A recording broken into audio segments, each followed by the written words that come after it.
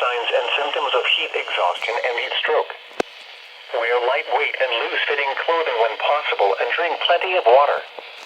To reduce risk during outdoor work, the Occupational Safety and Health Administration recommends scheduling frequent rest breaks in shaded or air-conditioned environments. Anyone overcome by heat should be moved to a cool and shaded location. Heat stroke is an emergency. Call 911. Repeating, a heat advisory has been issued from noon Central Daylight Time until 8 p.m. Central Daylight Time Thursday for the following counties: in Oklahoma, Choctaw, Craig, Creek, Mays, McIntosh, Muskogee, Nowata, Okfuskee, Okmulgee, Osage, Pawnee, Pittsburgh, Pushmataha, Rogers, Sequoia, Tulsa, Wagner, and Washington, and the